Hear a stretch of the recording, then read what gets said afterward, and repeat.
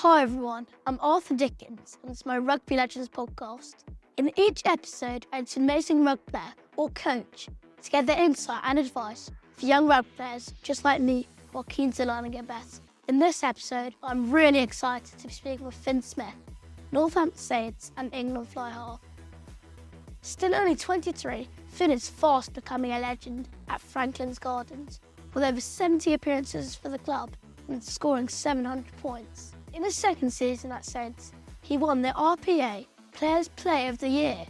He's won the Grand Slam with the England Under-20s and has been capped for England 13 times. Last summer, he was selected for the Lions for their tour of Australia.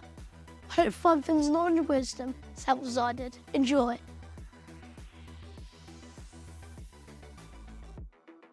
Firstly, Finn, I just want to say thank you so much for being on the podcast. I really appreciate you taking the time.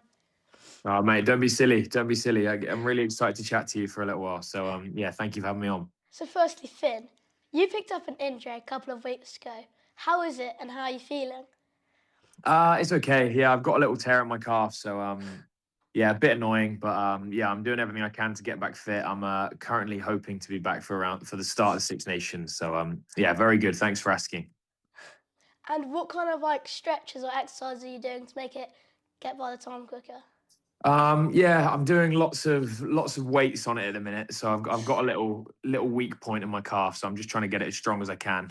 That as well as lots of watt bike sessions and all of that stuff, which is not so fun. But yeah, doing everything I can. We've got some good physios here at the club, and they're looking after me. And speaking of the club, when you are injured, how does your role at the club change? Yeah, it's a bit lonely, to be fair. I don't get to spend as much time with the boys because they're obviously out on the pitch training, and I'm sat inside in the gym in the physio room. So I spend most of my days doing sort of between the gym, doing extra sessions, or in the physio room, getting a nice massage or something like that. But yeah, just trying to do everything I can to get myself back fit. But yeah, it's a bit of a shame. Don't get to see as much of the boys, but there's a good group of injured lads at the moment. So I've been yeah, spending some good time with them. You went on a Lions tour last summer. What was the best bit about touring? It's a good question.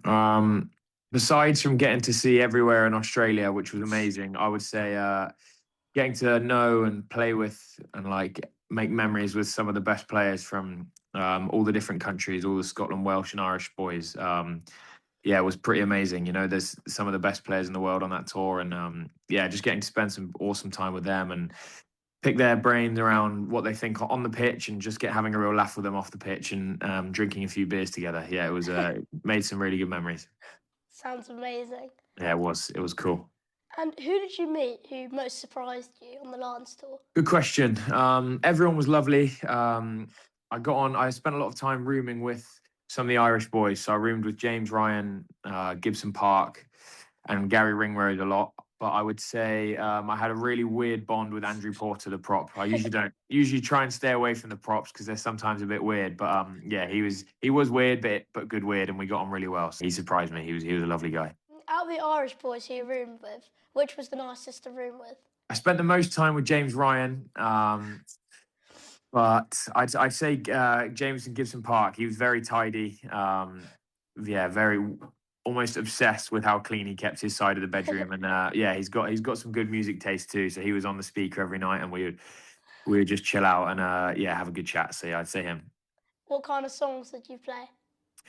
Oh, what was he into? A lot of New Zealand music. A band called LAB. He really liked them, and yeah, he got me into that. So yeah, I'd say that. How about the roommates decided? It was done completely randomly. So I think they would put you with all sorts of different people and try and get everyone to know each other as quickly as possible.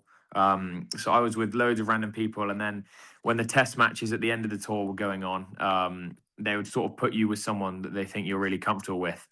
And I ended up rooming with Pollock for 3 weeks. So yeah, I'm not sure whether I was super comfortable with him, but we had a good laugh. I obviously know Henry really well, and his positivity and high energy got me through the last weeks of tour. So he was a good roommate to finish off with. What did you learn from your time spent with the Lions? You know, working with some of the best players in the world, the thing that makes them so good is just the basic things. They are, you know, they probably communicate slightly better than everyone else. They scan slightly better than everyone else, but It's nothing out of the ordinary that makes them so good. They just do the basic things over and over again and do them really well. So yeah, I'd say that was probably what I learned the most, just to do the things that I already do, but just do them slightly 1% or 2% better. Going back to your childhood then, what made you choose rugby?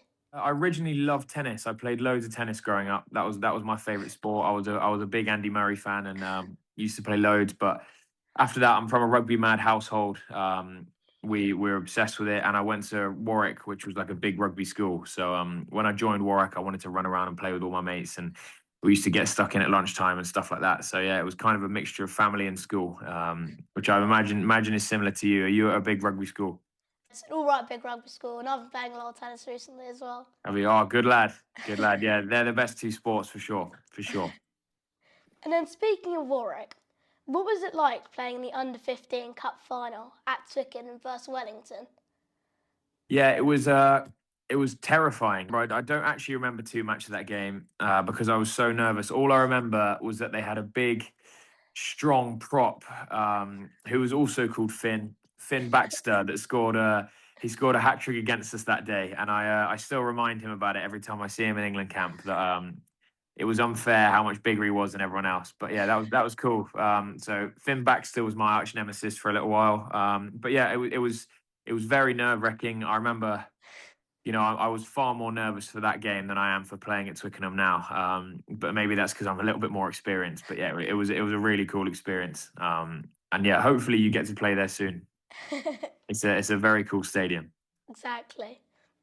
And as a smaller player in a game of giants, how did you stand out? How did you make size not a disadvantage? I'm a bit of a loudmouth. I like shouting at people. That's what you've got to do. You've got to get the bigger boys on side by telling them exactly what to do and where to go.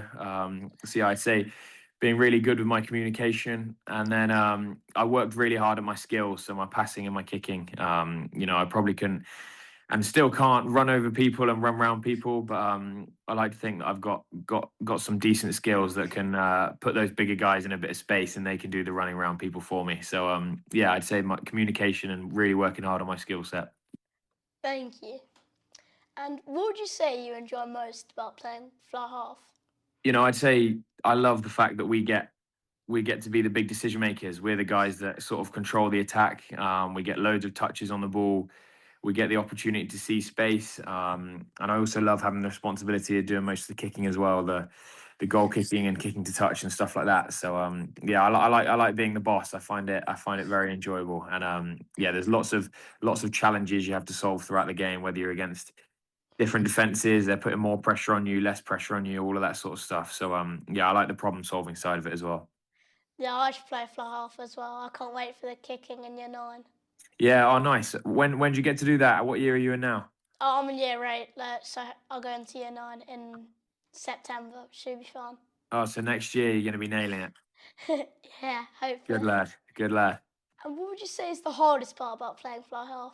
And I'd say because you have lots of touches and you've got some hard decisions to make and you've got um, lots to think about. I'd say there's going to be times when you make mistakes. Probably make more mistakes than anyone else on the pitch and have more bad moments than anyone else on the pitch. And I'd say being able to get rid of those really quickly is hard because there's so much of the game left to come or whatever. So I always look at Finn Russell when he plays, and if he makes a mistake, he just has a little laugh to himself and he gets on with the rest of the game. And I think that's such a good skill for him to have because there's going to be probably 100 opportunities later on in the game for you to nail that next moment.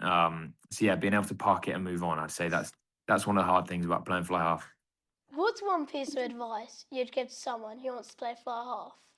And stay out of the way of the big lads, and make friends with the back row so they can do all the tackling for you. That's a good bit of advice. But no, I'd say, yeah, like I spoke about earlier, I'd say really really work hard on the skills. So your passing and your kicking game, and then yeah, you want to be the boss. Everyone else on the pitch is waiting for you to tell them exactly what to do. So the more you can be loud with your communication, and everyone knows what they want you to do, whether that's you want to move the ball wide or you want one of the big lads to get out the way.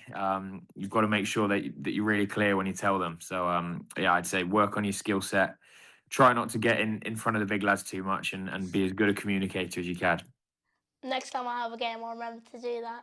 Yeah, exactly. Are you a good tackler, or do you try and get out of the way? Well, I have an older brother, so when I was younger, he used to beat me up, and I used to find some way to defend myself. Yeah, That's exactly. gonna Me help. too. Me too. I think that's good for toughening you up. I think you learn the hard way then. I'm sure you'd be smashing boys then.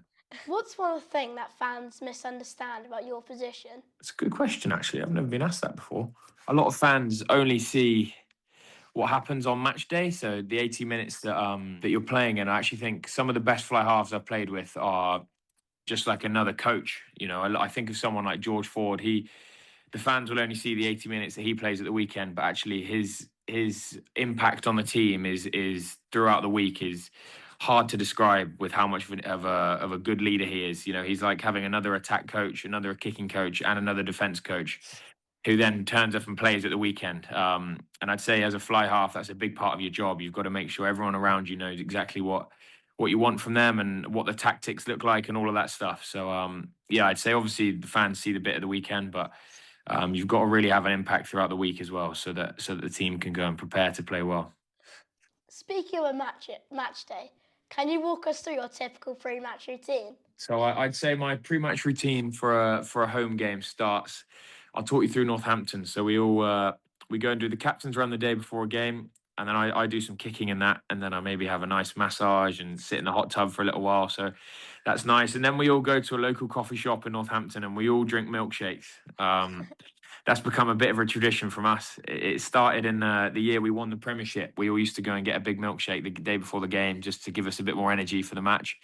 And then I'll go home, make a nice carbonara, try and get a good sleep, and then the next day I'll wake up. I'll write a few things down on my notebook that I want to get right in the match, and then try and stay super relaxed. Maybe watch a bit of telly, and then as I drive in, I get a bit of pump up music going on. Try and really concentrate and get myself up for it, and then yeah, say hello to all the guys, and then go and try and do my best out on the pitch. But yeah, I really like the day before a match because you're told to carb load as much as you can. You get to stuff your face with all sorts of nice pasta and ice cream and things like that. So yeah, there's lots of eating involved, which is fun. That sounds very nice. Yeah, what's your go-to pre-match meal? Well, to be fair, before the game, I normally have a spag bowl. I love a spag bowl for a game. Yeah, good option. That's a good option. Do you have any pudding as well, or are you being healthy? I'll probably have a fake ice cream. As a very Nice, good. nice. I might try that next week. Might try that. Sounds good. What's the moment when nerves usually hit you, and how do you deal with this? And the moment nerves hit me, quite often for me, is sort of walking off the bus. So as we arrive at a stadium, whether it's Twickenham or if we're playing away, the moment when I sort of get off the bus and you see all the fans waiting outside, you're like, oh, bit nervous. But yeah, I've got to a point now where I like having nerves. Where I don't feel nervous and I'm not got butterflies. I'm like, what's going on? I don't feel quite right. So yeah, I get happy when the nerves come along, and it sort of tells me that I'm gonna hopefully be playing all right. And to deal with that, yeah, I just sort of look around at my teammates. I've got so many good players around me, and I know if I'm nervous, then I'll be all right because they're going to look after me. Yeah. What are the unspoken rules inside a rugby squad? Unspoken rules. Oof. We haven't got many rules. We're all kind of a bit gross and a bit smelly, but I'd say everyone gets onto each other about being late for stuff. You've got to be on time. That's what everyone's getting on each other's case about turning up.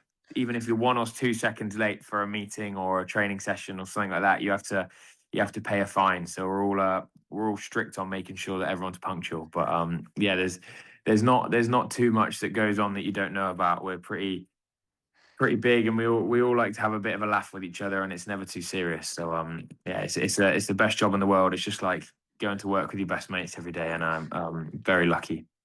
Is that how the TikTok came about with you, Freddie, Henry, and Yeah, exactly. We were all very bored one evening, and we thought, what better way to fill the time than learn a TikTok dance? So shock horror, it was Henry Pollock's idea because there was a camera involved, and he loved anything involving a camera. But yeah, we maybe took about 30 minutes to learn it, and then we took 4 or 5 trials, and yeah, we nailed it. And then the boys went and played the All Blacks that weekend, did amazing, and Tommy was at home, and blindsided us and posted it all while we were out celebrating. And the next morning I woke up and it had 7 million views and I had all these messages on my phone.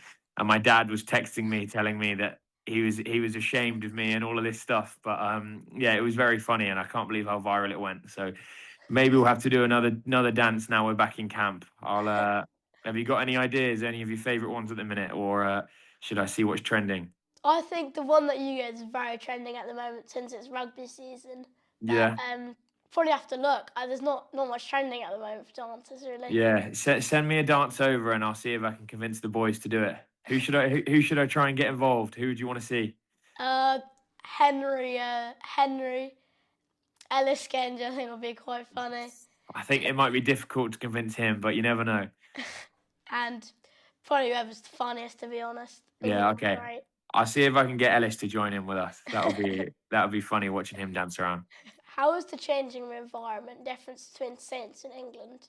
Saints is probably a little bit more relaxed because we all probably know each other slightly better because you spend a little bit more time at your club than you do at your country. I'd say England's a little bit more intense because the pressure of playing for your country is slightly more than playing for your club. You go from playing in front of maybe 10,000 people to 80,000 people, so you've got to make sure you're a tiny bit more focused and a bit more switched on. But yeah, I'd say it's fairly similar. The guys at England just like to mess around and joke around as much as we do at Northampton, and it's nice when we're in camp because we have all day every day together, so we can't get away from each other. We wake up at 7 a.m. and go to bed at whatever time, and we're always just in each other's rooms having a laugh, watching TikTok or TV and stuff like that. So yeah, it's just like, I don't know, you at boarding school? Yeah, I board once a week and my brother boards 4.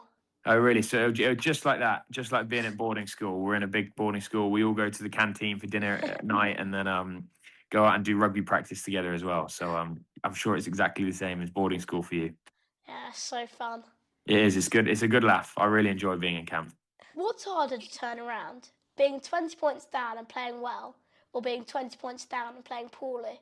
I would rather be 20 points down and playing well because I think sometimes you can be playing really well and be confident with how you're doing, and sometimes the opposition are just do really good things, or there might be a breakaway try or an intercept, and so there's nothing you can do about it. But yeah, I think you can still feel good about yourself and good about the chance of you getting back into the game. I think when you're playing badly and it's not clicking, you start looking at each other like, oh God, what do we do here? So yeah, I'd much rather be 20 points down and playing well, and you have a good feeling that you can turn it around that way. Which of your teammates would you say makes you a better player? I would say Fraser Dingwall is great for me. Him and George Furbank are two of the best communicators I've played with. And as a fly half, it's amazing for me because they pretty much tell me what to do and where they want me to pass the ball, and all I have to do is listen. So they're really good because they're brilliant communicators. And then yeah, I'd say playing with Alex Mitchell as well he's great because he gets me the ball out of the ruck so fast that I have lots of time. He's got a good pass sometimes, but he gives really good speed of ball. So I get a little bit more time with the ball in my hands, and I like playing with Mitch as well because he's the most laid back guy ever. So if I'm a bit stressed or a bit nervous, I look at him and he's always away with the fairies, and that just about calms me down. So yeah, I'd say those are some of the guys that make me a better player. That's always nice to have. Yeah, who's your favourite at Northampton then? You can't say Pollock either. You, and then I quite really like Tommy Freeman. Yeah, Tommy's good, isn't he? Tommy's great. He's another one like Mitch, like just away with the fairies the whole time, and then when you get him the ball, just does amazing things, and you're like, how are you doing that? You're not even concentrating. But yeah, he's great. He's great, and he's my best friend away from rugby as well. So I spend too much time with him. But yeah, you should get him on this next. He's a lovely lad. You'd enjoy talking to him. Thank you. But I seen Eduardo Tadari. He went to a school quite local to us at Ipswich. He's such a good player. He is, and he's only 18 as well. But he's got some confidence. That boy. He's he's got a real swagger about him. But yeah, I don't think I've seen an 18 with as much talent as he has. He is pretty special. Every time you think he's going to get tackled, he ends up he's like very slippery, slips around and gets through, and yeah, he can't stop scoring tries at the moment. So yeah, he's cool. He's a great player. Very good player. And what would you say you enjoy most about being a professional rugby player? I'd say two things. I'd say firstly is being able to go to work every day with your mates, and just mess around and have a laugh all the time. Obviously, when you're training, it's serious, but the other 4 or 5 hours in the day, you're just messing around and getting on with some of your best mates. And then I would say the best bit for me is the feeling when you're in the change room after a win and you've worked really hard and you're all exhausted, but yeah, you're so proud of everyone and you're all having a beer together and maybe singing a song. I say that's the best thing because you're all in it together, and when you win together, it's such a good feeling. What about you? What's your favourite part of rugby? I love the social side of it, like the match teas, the minute before a game, the team talk. I love all of that. Yeah, just with your mates. It's best. It's so good at school, isn't it? Love I miss playing at school. It's so good. Yeah. Speaking of schools, what was your favourite part about schoolboy rugby? I used to like when we had a match on a Wednesday, and you got to sneak out of maths class early, and then everyone would come and watch you playing at lunch. And I used to think that was cool, having some of my friends at school from years above or whatever watching us play. But yeah, schoolboy rugby is such a good laugh. I miss that so much. Those are the best times in my rugby career for sure. I very much loved playing at school.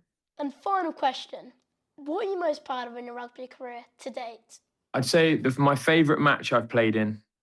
I'll tell you my two favourite matches I've played in that I'm really proud of. My first one would be my first start for England at Twickenham when we played against France. And I was proud of that because I didn't have a very good first half. I made a few mistakes in the first half, and I was a bit nervous. And I was thinking, oh God, I'm not sure, whether the coaches will be impressed or whether the fans will be impressed, because there's quite a lot of pressure. I remember being quite nervous for that game, and then I was really happy. I went out in the second half and I put all that behind me, and I thought I had a good game, and we ended up winning that one, and that was amazing. So that would be one of my favorite games I played in. And then the other one would be for Northampton last season. We went and played Leinster in the semi-final of the European Cup, and they've got this amazing team. All these amazing international players play for Ireland or the All Blacks or South Africa, and we've got some great players too. But we're quite a small little club in Northampton from a small little town, and we went there and we beat them, and that was one of my favourite days because I think no one really expected us to do that, and we all turned up and give it our best shot, and we managed to win. So those will be my two favourite matches I played in. I was really proud to be a part of both of those games. But yeah, hopefully I'm just at the start of my career, and I'm hoping there'll be loads more awesome memories. So yeah, what's your favourite memory of your career so far? Probably beating Colchester. That is such a close game. That's such a nice relief when you had a tough battle and it's the end of the game and all muddy, and then you get Yeah, back and have a bath. yeah. Is Colchester your rivals? Are they like a school near you? Well, that was for club, but then for Or school, was it? probably drawn to Colford actually, because we're on an unbeaten season, and our last game was against Colford. It was 2-2 at the end, and I was so relieved after it was a draw and we got an unbeaten season. Is it? Oh, good lad. That's very impressive. That's very. Thank you. I think that's where Tommy Freeman went to school, Colford. I'm not 100% sure, but I think he did. But yeah, they're a good team, aren't they? So you'll have to get them back next year. Of No course. no more draws. You need a win. Exactly. Yeah. I just want to say, Finn, thank you so much for being on our podcast. I really appreciate you taking the time. Thank you so much. No, thank you very much. Great to chat to you. You had some brilliant questions. So thank you for having me on. And if I can help you with getting any of my teammates on next who you want to speak to, let me know. I'll see what I can do. Thank you so much, Finn. I really appreciate it.